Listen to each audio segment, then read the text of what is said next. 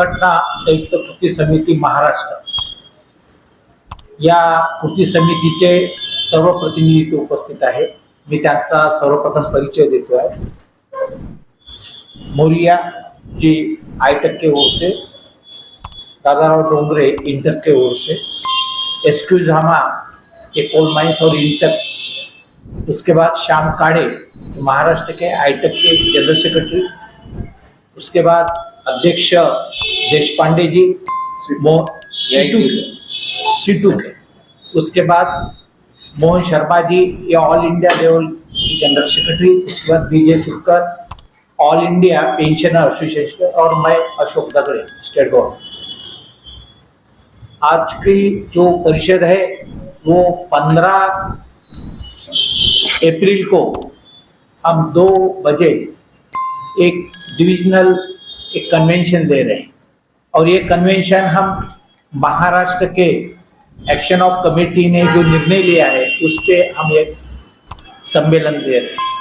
इस सम्मेलन में कामगार कर्मचारियों के जो प्रश्न है उस प्रश्न के ऊपर 5 साल तक हमने एक दिन का स्ट्राइक किया, धरना किया, निदर्शने किया, लेकिन ये सरकार, केंद्र सरकार उस पर कोई भी चर्चा नहीं करती। अभी 16 फरवरी को एक दिन का स्ट्राइक हुआ, और ऐसी स्थिति में लोकशाही का जो एखादी संगठन अगर संघर्ष करती है तो उसको चर्चा के लिए बुलाया जाता है, लेकिन ये सरकार नहीं करती। इसलिए ये सरकार की जो रवैया है कामगार कर्मचारी, अभी हालांकि कि आयोग का एक रिपोर्ट आया है उसमें बेरोजगारी का और आउटसोर्सिंग जो परमानेंट पोस्ट है वो नहीं भरी जा रही है, मिनिमम वेजेस नहीं दिया जा रहा है। इसके संघर्ष के माध्यम से हम ऐसा एक अच्छा एक सम्मेलन लेके, सम्मेलन में जो सरकार कामगार कर्मचारी को विरोध में है उनका हमने बड़े जोर से विरोध करना चाहिए, यही इस सम्मेलन का मुख्य उद्देश्य है। मैं विरोध किया जाएगा क्या सीधा लोकसभा चुनाव का? सवाल पूरा कर, क्या लोकसभा चुनाव का विरोध करेंगे वोटिंग के खिलाफ? नहीं, हम हमारा सीधा कहना है भाजपा आना देश बचाओ।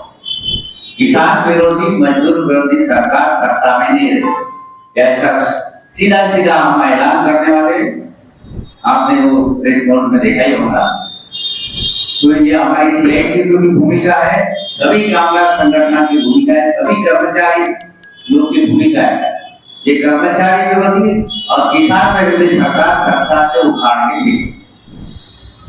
आपको एक बात मैं बताना यह चाहूंगा, पावनगांव माड़ी के 40 से 50 हजार लोग लोकसभा चुनाव का विरोध कर रहे हैं, वही दक्षिण पश्चिम के लोग 5000 से ज्यादा लोग झोपड़पट्टी वाले लोकसभा चुनाव का विरोध कर रहे हैं। ऐसे में कामगार समिति की क्या रणनीति रहेगी? देखिए, हम लोग चुनाव का बहिष्कार नहीं कर रहे। हम लोग लोकशाही के जो हमारा उत्सव है वो इस जनता का जो अधिकार है, संवैधानिक अधिकार है मतदान करने का, वोट करने का, वो राइट्स हम करने वाले हैं। लेकिन जो सरकार की नीति है पिछले 10 वर्ष में जो पेट्रोल विरोधी, किसान विरोधी रही है, उसके अगेंस्ट, उसके खिलाफ, यानी बीजेपी को हटाने के लिए हम लोग ये 15 तारीख के हमारे सम्मेलन में आह्वान करने वाले हैं, और बीजेपी को परास्त करने की रणनीति इस सम्मेलन से हम तय करने वाले हैं। ये इलेक्शन में हर कोई अपने सरकार की नीतियों से खुश नहीं है। बहुत सारे डिसीजन सरकार ने जनता विरोधी लिए हैं, मजदूर विरोधी लिए हैं, किसान विरोधी लिए हैं, और हर आदमी त्रस्त है इस सरकार के चलते। और इसीलिए हमारा कहना यह है कि एक लोकशाही के विकल्प में अच्छी सरकार चुनना हमारा कर्तव्य है भारतीय नागरिक है। और इसलिए जो सरकार जन विरोधी है, मजदूर विरोधी है, उसकी नीतियां और खास करके उसकी अर्थनीति इस देश को बर्बाद करने वाली है, ऐसे सरकार को उखाड़ फेंकने का काम हम आने वाले इलेक्शन में करने वाले हैं। नहीं, आपने एक सवाल किया कर्नल खाने के बारे में, देखिए ये मैटर ये है कि ये हाईकोर्ट के ऑर्डर से जो प्रोफेशनल लोग हैं उनको कदम खाना चाहिए, मतलब that is the scientific process वो होना चाहिए। सरकार को आदेश देने के बाद भी हाईकोर्ट ने बहुत सालों नहीं किया, अब जब आदेश आया चीफ सेक्रेटरी खड़े हुए तो उन्होंने वो अल्टरनेट जगह ढूंढी है। तो जाहिर बात है कि वहाँ की जो जनता है, निवासी है, उनको ये अधिकार है वो अपने आप बात मतलब इस तरह की बात होने दे ना होने दे। तो इसका तरीका सरकार हल निकाले और जो कोर्ट का आदेश है उसका पालन हो, लेकिन जो जन भावना लोगों की है गाँव में आसपास उसकी भी कदर होनी चाहिए, क्योंकि कदर खाना तो बहुत साफ सुथरी चीज नहीं रहने वाली है, उसका असर थोड़ा बाद में पड़ता ही है। दूसरा जो आपने कहा ना कि हम शासन में बहुत जरूरी ने कहा पब्लिक सेक्टर चीज हो, कोल हो, बैंकिंग हो, इंश्योरेंस हो, आपने होटल फैक्ट्री का देखा 4 लेबर कोड बना हुआ है, सरकार की हिम्मत नहीं है लागू करने की। उसका असर ये हो रहा है कि ना पुराने लेबर लॉ का प्रोटेक्शन मिल रहा है संगठित लोगों को, न नए कोड का मिल रहा है, लागू नहीं हुई है।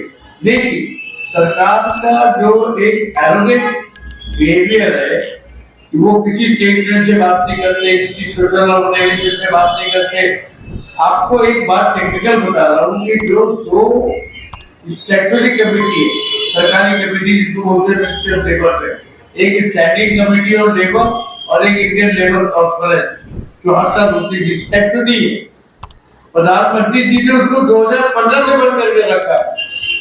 आज देश में 10-12 जो सेक्टर ट्रेड यूनियन है, बड़े-बड़े एसोसिएशन है इंडिपेंडेंट, इनसे सरकार का कोई सोशल डायलॉग ही नहीं। हम स्ट्राइक भी करते हैं, मोर्चा भी निकालते हैं, इतने सालों से मिलकर दिल्ली में, लेकिन कोई असर नहीं है।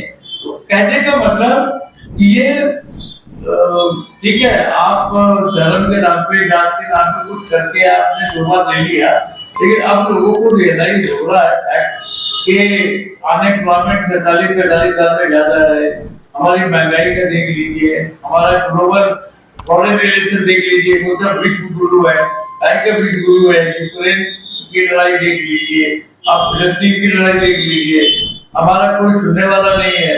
अभी जर्मनी हमको आंख दिखाता है, अमेरिका हमारे ऊपर ह्यूमन राइट का उल्लंघन का आरोप लगा रहा है। तो ये प्रधानमंत्री जी जो कहते हैं, ये उनके करने में बहुत फर्क है। उनके ऑफिशियल जो डाटा आती है वो मैनिपुलेटेड आती है। वो पीएम पे इतने ईपीएफओ को मेंबर बन गए तो इतने को नौकरी मिल गई, ये उनका डाटा है। तो ये किसान भी त्रस्त है, मजदूर भी त्रस्त है, हमारे लोग त्रस्त है। तो इसीलिए ये हम लोग कोशिश कर रहे हैं कि ये सरकार बदलनी चाहिए।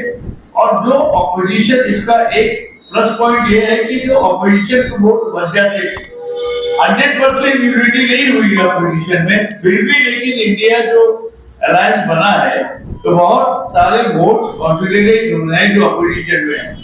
मोदी साहब को ये मालूम होना चाहिए कि 2014 में भी और 2019 में भी बहुत बड़ा तबका वोट नहीं बाहर, उनको जितने वोट मिले उससे वोट ज्यादा बाहर थे, लेकिन हम पिछड़े हुए।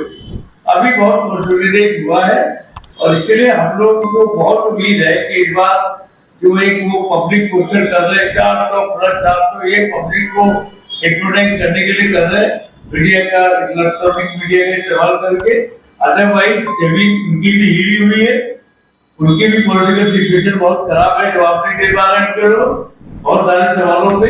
तो इसलिए हम लोग डिटरमिन है कि हम लोग सब टीवी वर्ग हमारे ये लोग मिल के हम लोग हमारे पूरे इंडिया में भी और विदर्भ में भी और नागपुर के जिले में भी जितने उम्मीदवार है इंडिया अलायंस के, हम लोग उनके लिए मेहनत करेंगे, मजदूरों को मोटिवेट कर रहे हैं।